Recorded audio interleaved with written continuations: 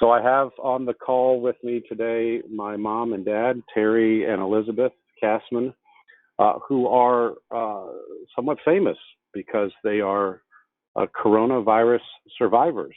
Mom and Dad, welcome to the call. Thank you, Jeff.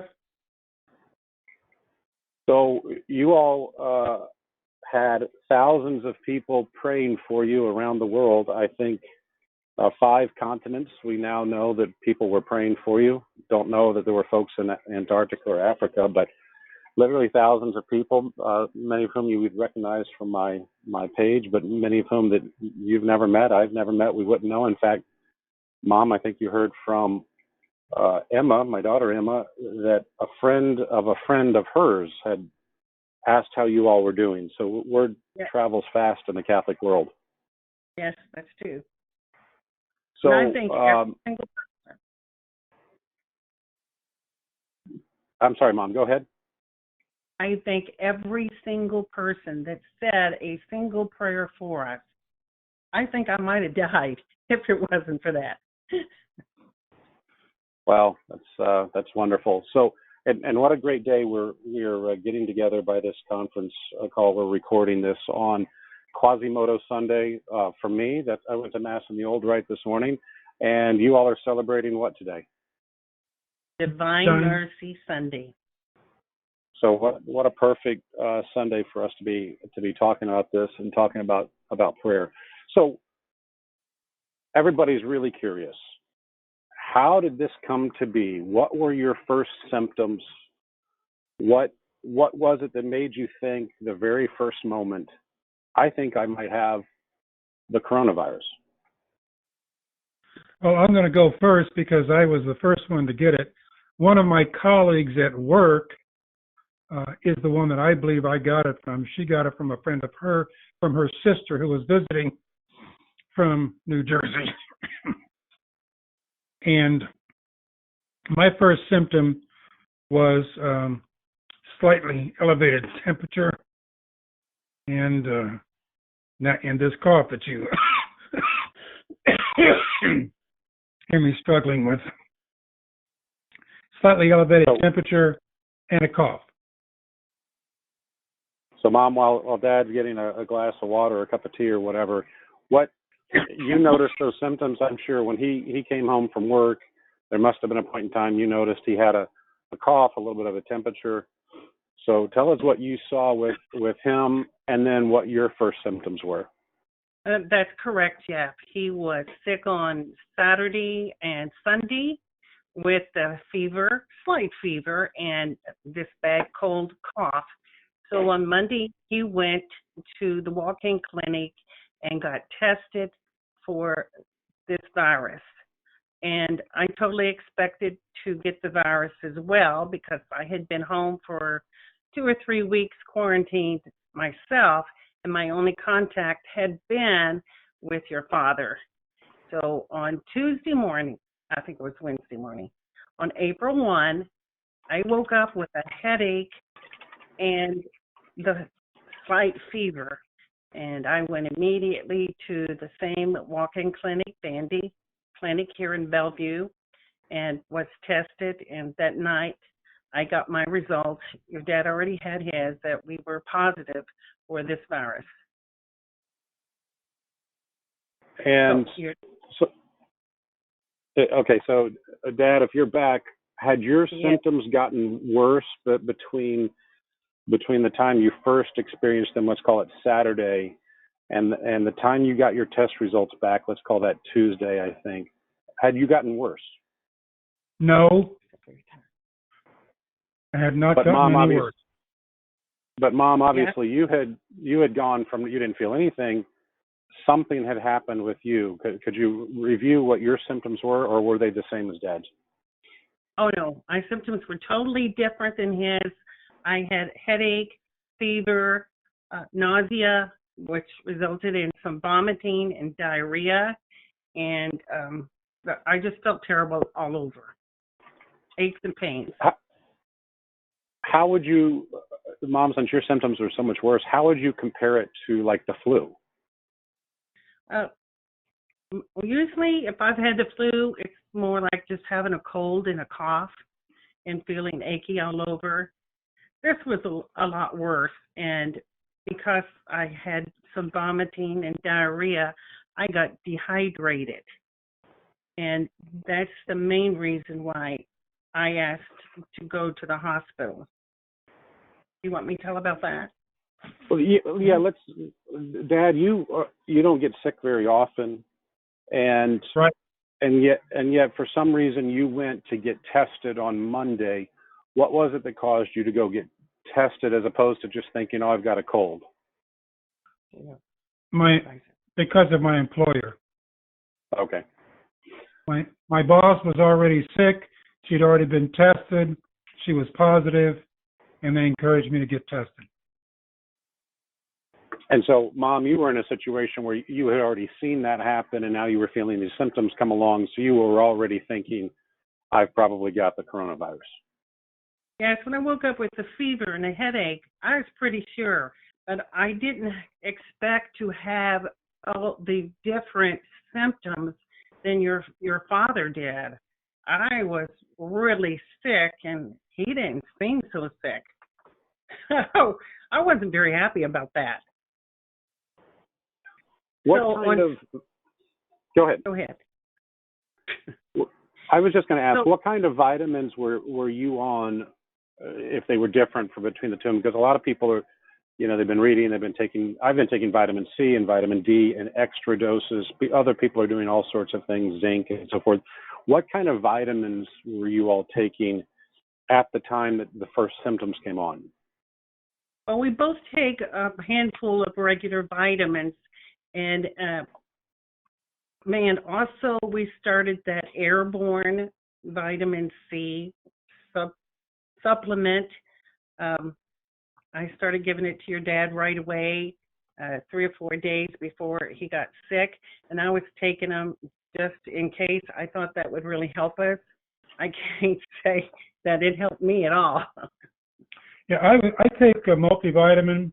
I take vitamin C, take vitamin D, pretty much plain Jane. Okay. So what happened between, Mom, I guess you got tested on Tuesday, you got your results on Wednesday, maybe. What happened between that date and Saturday? Well, I was tested on Wednesday morning and got the results that night. So Thursday, I just got sicker. Friday, I started having the nausea and vomiting and some diarrhea, and my head was just exploding. And because I hadn't had enough to drink, I was just totally exhausted. I was just lying here on the couch, unable to move. And I just begged your dad to call the ambulance Saturday morning to take me to the hospital, which he did. And this is Bellevue, and our Bellevue Fire Department came first, followed by an ambulance. And were they all, Dad, I'm going to get to you in a second, but did the first responders, were they dressed in their normal gear, or did they have the masks and all sorts of biohazard equipment on? When Terry called them on the phone, he told them we both already had the coronavirus, so they were prepared. But when the ambulance, first of all, when the fire department got here, the medic on the truck got off the truck, a female, came into our home. She put on a little bit of protection. She had a mask. She had the lightweight plastic gown. She had a face shield, but I would say it was pretty lightweight, pretty modest. But by the time your mom got outside and they were taken into the ambulance, everybody had pretty well suited up. All of the fire department personnel had suited up, and they were ready for, I suppose, a heavy-duty coronavirus patient, which never really happened because your mom got in the ambulance almost immediately, and she was taken away quickly. Well, I was throwing up along the way, but fortunately, because I'd only had Sprite, it wasn't a real mess. But I had dry heaves. It was just awful. And then on the ambulance, which was a very bumpy, swervy ride. It made me so sick. I just threw up. It was like in slow motion, watching this liquid fly through the air and fall flat down on the ground. I knew they were going to have to hose that ambulance down. Was that too much description? Yes. We lost him. How could that Can you hear be? me? Yeah, I can hear Hello? you. Did you hear your Yeah. mother? Yes, we heard all of that. So Okay. Very good. So Dad, so Mom gave us a very descriptive experience between Wednesday and Saturday. What about you? What your symptoms were different? How did the arc of your sickness curve, if you will? What changed for you between Wednesday and Saturday? Peer pressure from my family. When my family knew that my wife was slipping down, we have a daughter-in-law. You have a sister-in-law who's a registered nurse, and she was staying extremely close to us with regard to symptoms. She was the one that pushed to have Mimi taken to the hospital. She was then the one that pushed to have me go almost immediately following her because she was worried about pneumonia. I didn't think it was a big deal. I had my son Mark, he and I were standing out on the front porch. We probably talked for 2 hours after your mom left. Each had masks on. And I said, I don't want this to be an issue for anybody. I don't mind. I'll just go to the hospital and say, look, I'm here. I'm a COVID-19 patient. So I did. I drove myself to the emergency room at the same hospital where your mom was, walked in the emergency room, and they said, oh, Mr. Kassman, we've been expecting you. To this day, I don't know what that means. I suspect my daughter-in-law had something to do with that. I actually told them in the emergency room that my husband had the virus as well. Now, So they did not, surprised. they took your mother into one exit, one entrance. It was not the same entrance that I used when I went in. I went in like a walk-up patient, if you will, walked into the emergency room, told them why I was there, dumped all my stuff on the security belt, just like anybody else would. Your mom went in a totally different entrance where they were prepared to receive COVID-19 patients. So, Dad, your symptoms from the time, it really was a week, from the time you had a cough and a fever to a week later when you went to the hospital had really not changed. That's correct. But yes, that's correct. You did have something that was quantifying your breathing, right? You were doing something at home that was, correct me if I'm wrong, please, or don't share whatever details you don't want to, but didn't you have something you were doing at home, a test or something that was giving some indication of how well you two were breathing? My daughter-in-law had given us some breathing equipment to use to practice so that we got into the habit of taking deep breaths. I later learned that my normal breathing is fairly shallow and not deep, and she wanted me to go deeper because that's how you can keep pneumonia away. So I was using that during the week, and so was your mom. Your mom was doing much better at that than me, but I ended up not being a very good patient. So you didn't have a tool that was saying how much oxygen you were breathing out. It was just, this is a way to visualize, to see visually how deep you're breathing. There were actually two different pieces of equipment. One we were blowing into, and the second one we were, inhaling. And the inhaling had markers on it, and we had a range in which we were to keep our breath. And your father was really pretty good about his breaths, higher, as most men would be, than mine. But I think working with that several times a day really helped us with our lungs and why your dad did not get pneumonia. Interesting. Okay. Great. So, Mom, you went to the hospital. You were obviously very sick. You were upset. You were, as anyone would be, you were probably afraid, I assume. What was it like? Well, first of all, you had a difficult ambulance ride, it sounds like, and then you got to the hospital. What was that experience like? And remember that a lot of people have heard really terrible, frightening stories about what's going on at our nation's hospitals and what, apocalyptic scenes, something out of, The Walking Dead, these kinds of things. What was your experience in the ambulance and then getting to the hospital? Well, first of all, our daughter-in-law, who is the nurse at Vanderbilt, wanted us to insist going to Vanderbilt when we needed to. So when the firemen came and the EMS, I think she was called, first of all, they were all very nice, very helpful, very kind to us. They weren't mean like, oh, you're going to make us sick. They were. The lady called me, like in the British, love, the word love, you're going to be okay.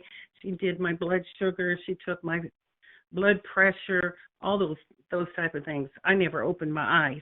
They wanted me to walk out to the ambulance because of the awkwardness of our doorway and porch and driveway and stuff like that. But a person in front of me held on to me, and a person behind me helped me get on the gurney that they put into the ambulance. The ambulance man, I don't know who he was, but he started the IV. He said, I'm sorry, ma'am, this is going to be the meanest thing I do to you. And he hooked me up to an IV.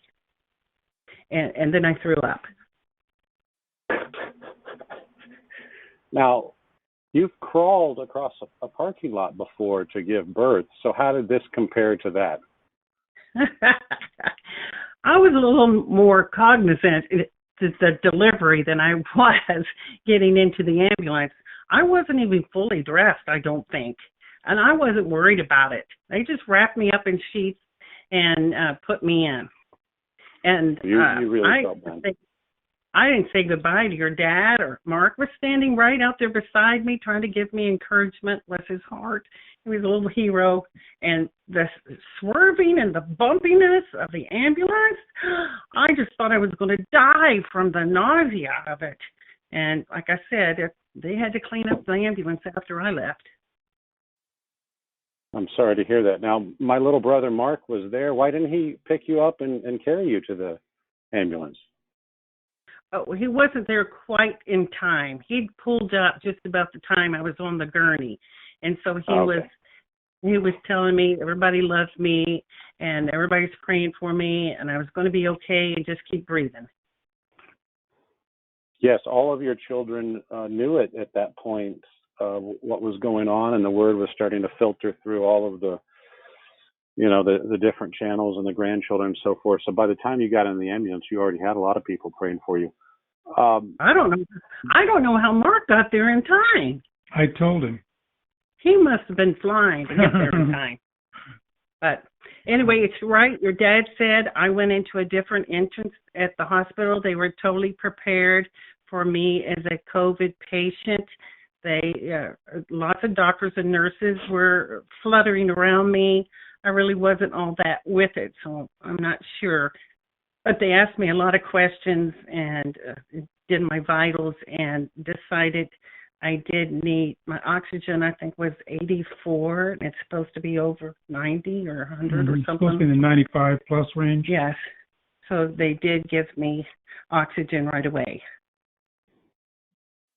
So they didn't push you into like a dark corner of the basement or something and leave you there. You felt like you were being well taken care of. Oh, definitely. And it was kind of exciting if I hadn't been so sick. It was a special room with glass doors that swished open and shut. And people were coming in all the gear with the face shields on and stuff like that and hooking me up to things and asking me a lot of questions. Because I had been throwing up, I don't think they really thought that was part of the virus, and they seemed to want me to believe, or they wanted to believe that it was something that I ate that made me sick. And I did have some potato salad from a deli, and I had a little bit of it, but your dad had had some the day before, and 2 days later even, he was still eating it, and it didn't make him sick. So I couldn't really blame like a food poisoning for the throwing up part. And yet nausea is one of the symptoms. Yeah. So I don't know why they couldn't connect those dots. And I continued to have nausea the entire time I was in the hospital, and even after I came home. Wow. Now, Dad, you drove yourself to the hospital, and not because necessarily in your own mind you were saying I need to go to the hospital, but because you were getting some suggestions from medical professionals to say it's not worth the risk, go in. So what happened? Your experience obviously would have been different. You didn't arrive by ambulance. What happened? What was your experience when you arrived and identified yourself? Well, of course, they examined me, cursory examination. When you walked in? When I walked in, I lost my knife. I gave them my stuff out of my pockets, and pretty typical, like if you're going to the airport, through that belt. And they asked me a few questions, and they processed me pretty quickly, but there was absolutely no panic at all. This is Vanderbilt Hospital, and they were professional. They were on top of it. They were not overrun at all. So it was the right place to go. And did they take you to a similar kind of room? Mom described a Star Trek kind of environment with the glass doors and so forth. Were you put into a similar kind of room? Pretty much. A little bit smaller than your mom's. I never did see your mom's room. She never really did see my room, but we were on the same floor, but we were probably 25, 30 rooms apart. But my room was pretty similar. And you eventually both got prescribed the anti-malarial cocktail that, of course, is now so famous for being kind of the primary treatment. When did they, for each of you, when did they start that process? And if you have any insight into how they decided to give it to you, given that, Dad, your symptoms were relatively mild, Mom was having not just different symptoms, but far more severe. Tell us about that process. Yeah, that's curious, because during the course of being examined by different doctors, one of the doctors said to me, "You're the healthiest person that I have examined in 6 months. I am just so surprised that you're even here." And so, unbeknownst to me, he was the reason that a second COVID-19 test was given to me. Similar to the first one, they go through the nose and so forth. But I didn't know why they were testing me, but I think that maybe he didn't believe me. That test did come back positive, so it was a confirmation that I, in fact, did have the virus. They never discussed how we were given the option. They did discuss, would you like to participate in this study? Totally voluntary. They explained how the study would be blind. We wouldn't know whether we had the real cocktail or whether we had a placebo. We knew we would have one or the other. And I'm confident that I had the placebo, because from the day I started taking that pill, there was zero change in my symptoms. I'd like your mother to describe what happened to her when she started taking the pill. Oh, I was still in the emergency room section when the two doctors approached me with all the papers in their hand. They did tell me they thought I was the perfect candidate for doing this. They told me all the bad things about it, but I, at that time, felt like I really wanted to help other people. And foolishly, I said I would do it because I regret it now because the Symptoms. symptoms of the Medication. medication were the same symptoms I already had, which were the nausea and the headache and all of that kind of stuff. And I do regret taking it because of that. You regret taking the treatment that the test. No, the test, we call it a test. The test was 2 pills per day. We took 2 the first day we were there. We took 2 on the day we were discharged. Thereafter, we took 1 in the morning, 1 in the evening. Every single time your mother took a pill, within 15 or 20 minutes, she would start getting sick again, just as if she was encountering the virus all over again. Okay, so Mom, what you're saying is you regret taking the medicine that they prescribed for this because it aggravated the symptoms you already felt. Yes, of course, I didn't know what was going to happen, and I did want to help people if that was going to help people recover from the virus. But all the medical people seem to say that wasn't the case, that I already had all those symptoms and that the medication didn't really make a difference. Maybe it didn't, but I felt like every day after I took a pill, an hour or so later, I started having all those symptoms all over again. And Dad, you felt like there was a high correlation between taking the pills and her symptoms.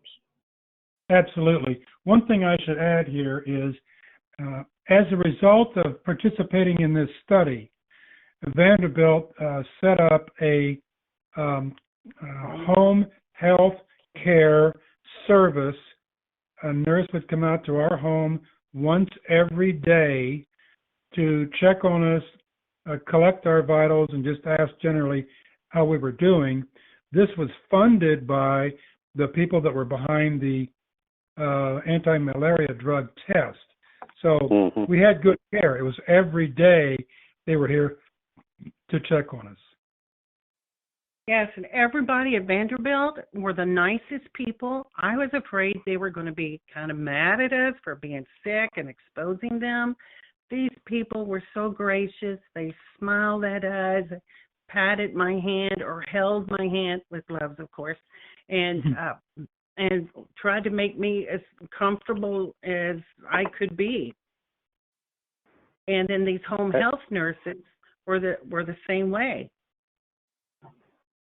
So you actually had a nurse come to your home every day after you were discharged to they took your vitals and asked how you were feeling? Yes. Temperature, the vitals, blood pressure, oxygen content, my blood sugar, that kind of stuff. And in general, asking how we were. Your dad was always sitting up in a chair when they arrived and anxious to talk to them all about the virus.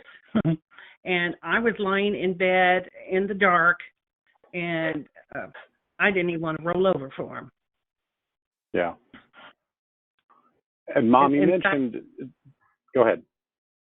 In fact, that when the last nurse came, and we'd seen her a couple of times, she did tell me she had worried quite a bit about me because I was the sickest COVID patient that she had seen in the home health business. In the home health business, not at the hospital, at the home health care. Now remember, we were in the hospital. I was there, 14 hours or so before I was discharged. Your mom was there a little bit longer. So we came home very, very quickly. We were never in the sick part of the COVID-19 area of the hospital, I don't think. No, I believe we were on a special floor that was only for us patients who were taking the experimental drug, because I could hear them talking. And what were they saying? Were they saying, I think she's going to make it? Or what were they saying to you? No, well, like the patient next to me, I don't think was cooperating. And they were telling him or her that he had to take the pills to be in the program and to be on this floor, level 8. Interesting. I don't want to get sued over that, though. No, let's not give out names or social security numbers, but there have been 1,200 people in Davidson County that were confirmed with the virus, and 18 deaths. So, I mean, a single death is something that we regret. Something to be sorrowful about. But to put it in perspective with what like 1 million people or so in this area, it's a pretty small number. When you were in the hospital, Mom, especially you had a very low oxygen number. Did you get oxygen? Yes, I got it in the emergency room, and once they moved me upstairs to my private room, I still had it. Dad, what about you? They gave me also medication, an IV with the nausea control medicine. Okay. No oxygen for me. Did they tell you anything? You were only there for a day. Did they tell you anything about what to look for when you went home that might suggest that there would be a reversion where your symptoms could possibly get worse again after it appeared like you were improving? Well, we got a lot of papers to bring home with us and to read. I believe I was told to watch for a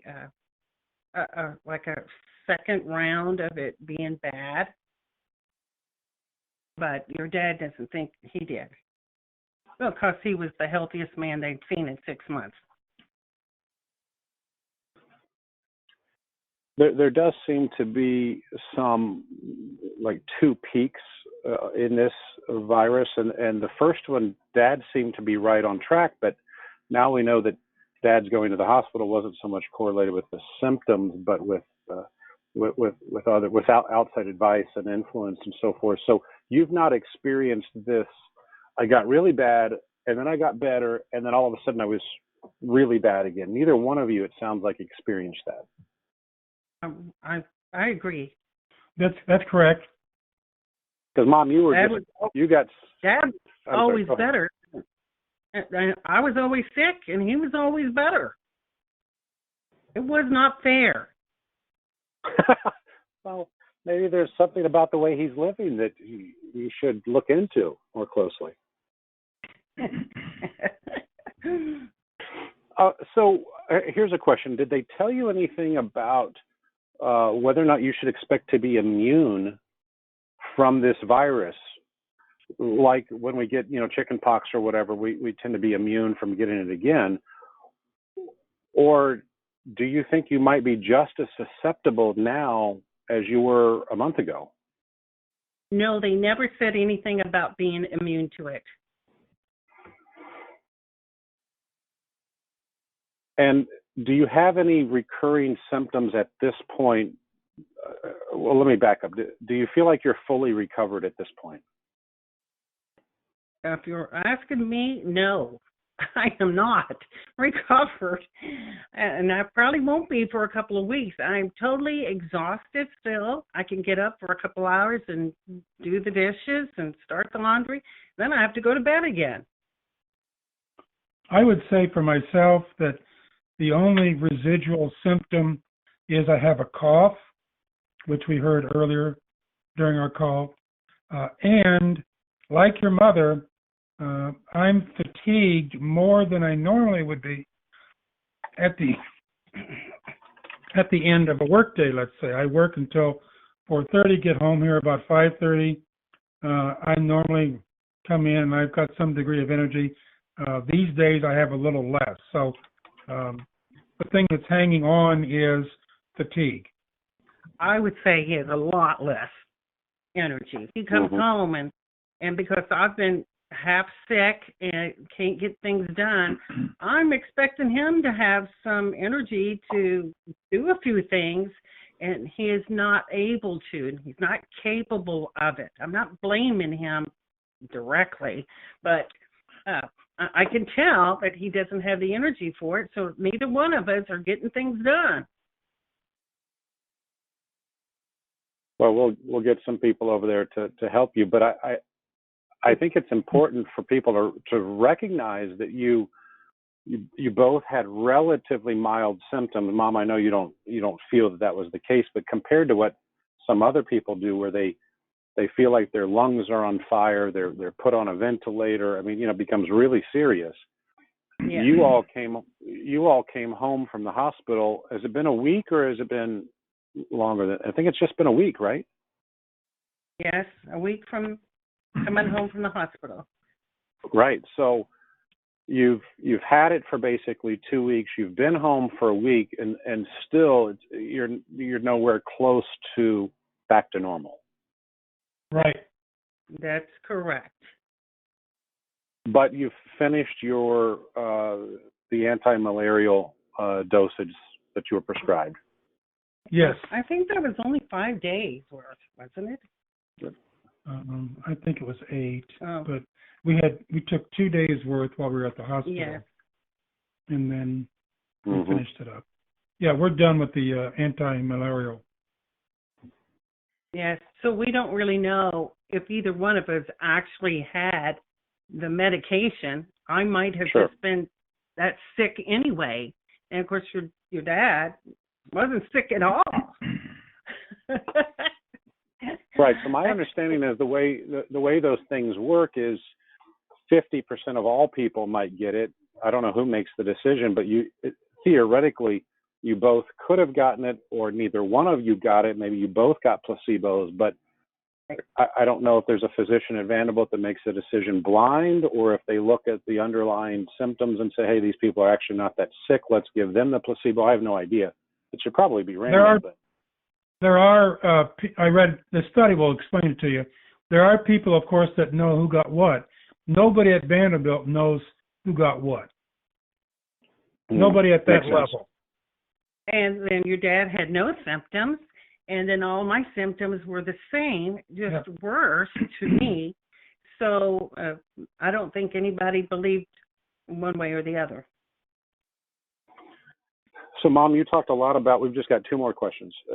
You talked a lot about your headache, and you've had bad headaches before. You've had migraines. They tend to run in the family.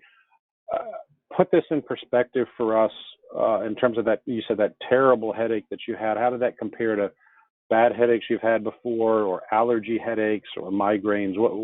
Give us some perspective. Well, it wasn't as bad as a migraine, because when I had those, I couldn't move at all. I would just lay flat for hours and could not bear any light, any sound, any movement, all of that kind of stuff. This was just a really bad headache, and they only let me take Tylenol, if I could say that. And I have never found Tylenol to help me with any sort of headache. So to me, it was like my headache was not being treated. Yes, there does appear to be some correlation between taking ibuprofen or other non-steroidal inflammatories and a worsening of conditions. So that's why they didn't want you to take anything like that. Yeah, I wanted Excedrin. Sure. No, none of that. What was the worst part of the experience of having the virus? If you would each share from your perspective, the worst part of it. Mine's pretty simple, I guess. The worst part for me was that I was ready to go when I got back from the hospital Saturday night, but because there was a clock that was ticking, certain number of days had to expire before I could be considered ready to go. So my employer was not going to let me come back until I had a return to work letter from my primary care physician. So I spent a good part of Tuesday trying to chase down that letter, which I did finally get, and went to work on Wednesday. So the worst part for me was I was ready to go, and they wouldn't let me go. The worst part for me is twofold. One was the headache that wasn't being treated, and which was every day.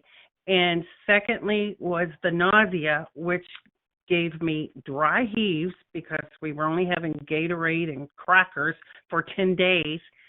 So the dry heaves were just, it was like an explosion in my chest, trying to throw up without anything in me. And then the headaches that nothing was helping but an ice pack. And that lasted 10 days. Wow. So you've had a lot of penance. I did try to think that way, but I didn't really have very many holy thoughts throughout this. I repent of that now.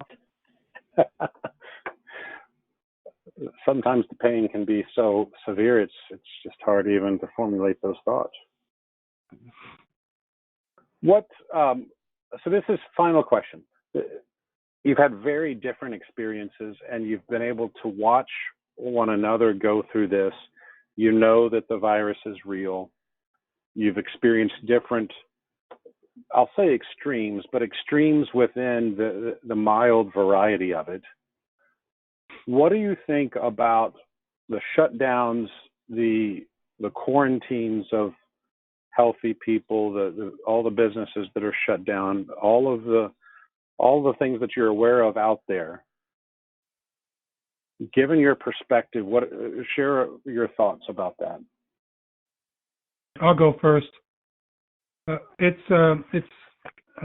am very concerned about the extreme measures that have been taken by our leaders, shutting down cities.